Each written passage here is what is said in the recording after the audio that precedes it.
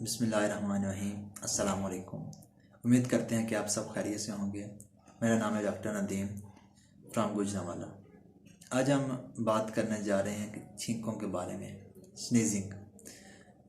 जैसा कि आप जानते हैं कि मौसम चेंजिंग होता जा रहा है, आहिस्ता आहिस्ता सर्दी आती जा रही है और मौसम में तब्दीली आती जा रही है, ठंड आती जा रही है। इसके साथ ही एक बीमारी भी आ रही है जिसका हम आज गुफ्तगू करने जा रहे हैं कि नाक की प्रॉब्लम, नोज़ प्रॉब्लम्स। इसमें आज जिस टॉपिक पर हम बात करेंगे उसमें है अव्वल नंबर पर छींकें।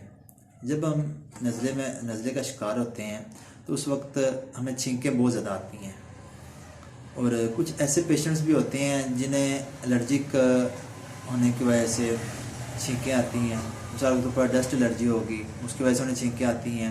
अगर कोई पानी वाला काम कर लिया उसकी वजह से छींकें आती हैं। अलबत्ता कोई भी ऐसा काम जिससे उन्हें एलर्जी का, उनसे छींकें आने लग जाती हैं। तो हम कैसे पता करेंगे या हमें कैसे पता चलेगा कि ये जो हमें छींकें आ रही हैं ये मौसम की चेंजिंग की वजह से आ रही हैं, नॉर्मल छींकें हैं, या फिर हम एलर्जी टाइप बीमारी है उसमें जो है ना मुब्तला हो चुके हैं। उसको जानने के लिए हमारे पास एक आसान सा एक तरीका है कि अगर तो ये प्रॉब्लम आपको मौसम की चेंजिंग की वजह से हो रही है, मिसाल के तौर पर सर्दी अभी आ रही है, आप समझ रहे हैं, अगर आपको नज़ला, नाक से पानी वगैरह आ रहा है, साथ फीवर वगैरह हुआ है और साथ आपको छींकें आ रही हैं कभी कभार, तो उसको हम बोलेंगे कि वेदर चेंजिंग की वजह से आपको ये बीमारी हुई है।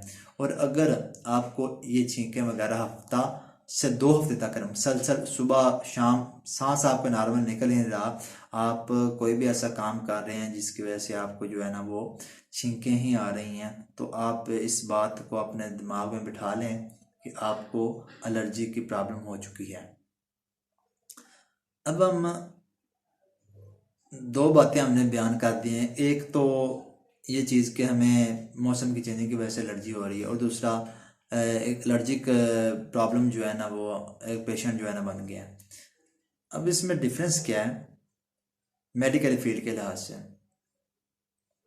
डिफरेंस हम ये देखेंगे कि वो तो चेंजिंग, वेदर की चेंजिंग की वजह से हुआ है, उसकी बेसिक रीज़न भी हम देखेंगे कि उसकी ये आखिर क्यों प्रॉब्लम आती है। वेदर चेंजिंग हुआ, नज़ला, ज़ुकाम, बुखार, थोड़ी देर मेडिसिन वगैरह खाई, उससे जो है ना वो फीवर की, सीजिंग की, एलर्जिक मेडिसिन हमने खाई, आर्जी, वो ठीक हो गया मसला। लेकिन हमें मुसलसल जो है ना छींकों का मसला रह रहा है, तो वो हम सबसे पहले देखा जाएगा कि वो क्यों रह रहा है। अगर हम कोई पानी वाला काम कर रहे हैं उससे मसला हो रहा है, अगर हम कोई धूल मिट्टी वाला कोई काम कर रहे हैं उससे मसला हो रहा है, बाहर ठंडी हवा लगने से मसला हो रहा है, उसके बाद कोई भी हम नॉर्मल रूटीन से हटकर कोई काम करते हैं उससे मसला हो रहा है, उससे बढ़कर हम कोई भी ऐसा चेंजिंग रूटीन वाइज वर्क कर रहे हैं, कोई पानी वगैरह वाला काम कर रहे हैं, कोई धूल मिट्टी वाला काम कर रहे हैं, कोई हवा वाला, तेज़ हवा में लग जाती है, हमें जो है ना छींकें लग जाती हैं, तो वो हमें क्यों प्रॉब्लम आती है ये देखा जाएगा। उसमें देखते हैं ये चीज़ें कि इन्फेक्शन या गद्दूद ग्लैंड्स वो हमारे कहाँ पर जो है ना प्रॉब्लम कर रहे हैं। छींकों की प्रॉब्लम अक्सरियत 80% केसेस में जो है ना नाक के इस हिस्से में आ जाते हैं।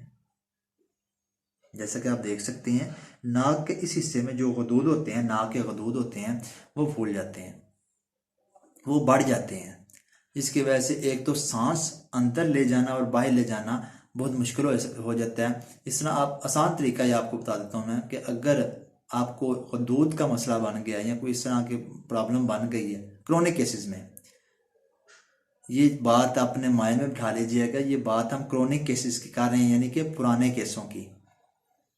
मतलब कि इस केस को महीना, 2 महीने, हफ्ता, 4 दिन, 2-4 दिन नहीं हुए, बल्कि अब महीना, 2 महीने, कई साल हो गुजर गए हैं, उन केसेस की हम बात कर रहे हैं।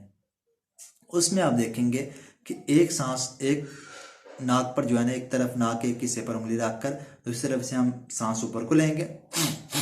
अगर ये हमारा सांस ठीक आ रहा है, फिर दूसरी तरफ, दोनों में अगर प्रॉब्लम नहीं है तो फिर समझने का आपका ठीक है। अगर किसी एक में भी सांस लेने में प्रॉब्लम आ रही है आपको, ठीक है, उसमें जो है ना उस तरफ के गदूद आपके बड़े होंगे। अक्सर ऐसा होता है कि नाक के गदूद बड़े होने की वजह से लोग मुंह से मुंह के ज़रिए सांस लेते हैं। उस मुंह के ज़रिए सांस लेने से नुकसान ये होता है उन्हें कि उनके अंदर हवा के गोले टाइप जो है ना वो बनकर जाते हैं और वो फेफड़ों के अंदर इन्फेक्शन करना शुरू कर देते हैं। एक छोटी सी प्रॉब्लम हमारी होम्योपैथिक में हम इसको छोटी सी प्रॉब्लम बोलेंगे क्योंकि हमारे पास इस चीज़ का इलाज मौजूद है।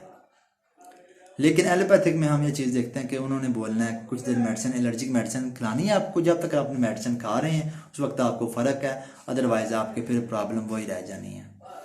हम उस चीज़ की आपको मेडिसिन देंगे जिससे जो है ना आपके नाक के गदूद अपनी जगह पर आ जाए और जो नाक की गदूद होने की वजह से अक्सर जो है ना नाक की हड्डी भी टेढ़ी हो जाती है, उसका भी हम प्रॉपरली इलाज करते हैं। अगर किसी की नाक की हड्डी टेढ़ी हुई है उसका भी जो है ना वो ट्रीटमेंट किया जाता है। इसमें काबिल ज़िक्र दो बातें हैं। अगर गदूद की वजह से प्रॉब्लम आती है तो एलोपैथिक में इसमें सिर्फ एलर्जिक प्रॉब्लम है, ये मेडिसिन दे दी जाती हैं। इसका एक और भी हल बताया जाता है कि ऑपरेशन, आप ऑपरेशन के ज़रिए नाक का आपका ऑपरेशन होगा, उससे जो है ना आपका गदूद जो है बड़े हुए हैं उनको कट किया जाएगा या उनका ऑपरेट किया जाएगा या कोई भी उसका हल निकाला जाएगा ऑपरेट के ज़रिए, अगर आपको मेडिसिन से फ़र्क नहीं पड़ रहा है। लेकिन अल्हम्दुलिल्लाह हमारी होम्योपैथिक में इसका मुकम्मल इलाज है, जिससे गदूद जो है ना वो अपनी जगह पर जो बड़े होते हैं वो अपनी जगह पर आ जाते हैं और नाक की आमदरफ्त सांस के लिए बेहतरीन हो जाती है, जिससे उसकी छींकें भी ठीक हो जाती हैं, उसकी जो सांस की आमदरफ्त है वो भी ठीक हो जाती है। इसमें ये चीज़ काबिल ज़िक्र है, काबिल गौर भी है कि एक तो हमारी पैथी यानी कि एलोपैथिक और होम्योपैथिक, इसमें जो मेडिसिन है, इसमें जो तरीका इस्तेमाल है, इनकी जो ख़ासियत है, इनमें जो खसूसियात हैं इनकी मेडिसिन की और इनके नुकसानात, आप होम्योपैथिक मेडिसिन यूज़ करेंगे, आप बचपन से सुनते आ रहे हैं कि इस मेडिसिन का कोई नुकसान नहीं है, इससे आपको जो नाक के जो स्नीजिंग हो रही है, छींकें आ रही हैं, उससे अल्हम्दुलिल्लाह उससे अफाका होगा आपको। उसमें जो ज़्यादा अहम चीज़ होती है, इसके अलावा भी एक और मसला होता है, गदूद के अलावा, नाक के गदूद के अलावा भी एक प्रॉब्लम बन जाती है, वो होती है खुश्की, जिसे हम कहते हैं। उसमें यह आपने करना है कि ये होता है कि नाक में खुश्की हो जाती है, जिससे आपको 2-4 टिप्स में आपको टिप्स भी हम इससे कह सकते हैं, इसमें जो है ना इसको मेडिकली ट्रीटमेंट भी कह सकते हैं, क्योंकि इसमें ये चीज़ें शामिल हैं कि जो सबसे ज़्यादा छोटी फिंगर है, ठीक है, लेडी फिंगर, उसको जो है ना उसमें सरसों का तेल लगाकर दोनों नथनों में अच्छी तरह तेल लगाना है और सुबह नीम गर्म पानी करके उसमें नमक डालकर उससे जो है ना जिस तरह नाक में ऊपर पानी चढ़ाया जाता है उस तरह आपने डेली जो है ना वो पानी चढ़ाना है, जिससे जो है ना आपके अंदर की खुश्की वो ठीक हो, नाक के गदूद आहिस्ता आहिस्ता ठीक हो और साथ आप प्योर होम्योपैथिक मेडिसिन यूज़ करें, जिससे आपके जो मर्ज़ का जो है ना वो अफाका हो सके और आपकी बीमारी दूर हो सके। इसमें एक और चीज़ काबिल ज़िक्र है कि अक्सर ऐसे हमारे माशरे में लोग भी हैं कि जो इन बातों को जो है ना नज़रअंदाज कर देते हैं और बाद में जो है ना इस चीज़ का वो खमियाजा भुगतते हैं कि काश हमने जो है ना इस तरह की मेडिसिन इस्तेमाल की होती, जिससे जो है ना हमें जल्दी फ़र्क पड़ जाता।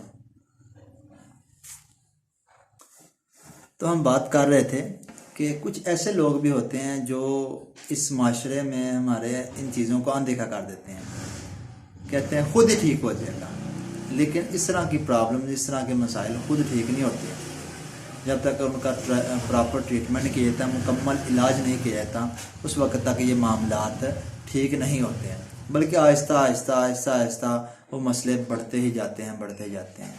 उनका प्रॉपर ट्रीटमेंट करवाएं ताकि आप बहुत सी बीमारियों से बच सकें और धूल मट्टी से परहेज़ करें, मास्क वगैरह यूज़ करें, जिससे जो है ना अंदर इन्फेक्शन होने की प्रॉब्लम ही ना आए, नौबत ही ना आए ऐसी कि जिससे आपको इस तरह की कोई प्रॉब्लम बने।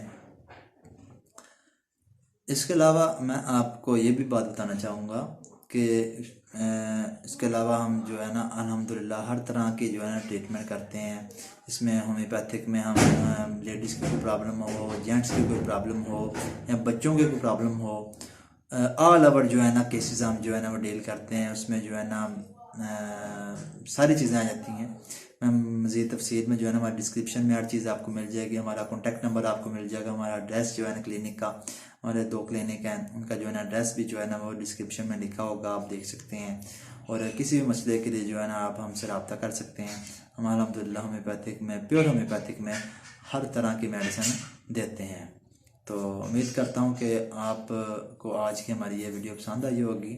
और इस वीडियो के मुतालिक या किसी भी मौजू के मुतालिक आप अगर कोई सवाल हमसे पूछना चाहते हैं तो वो भी आप हमसे पूछ सकते हैं। और अगर आप ऑनलाइन अपना इलाज करवाना चाहते हैं तो हम उस सहूलत को भी जो है ना आपके लिए अवेलेबल करेंगे और आपका अच्छे से टेक केयर कर सकेंगे। तो उम्मीद है कि इंशाल्लाह मिलते हैं आपको अगली वीडियो में। अस्सलाम वालेकुम।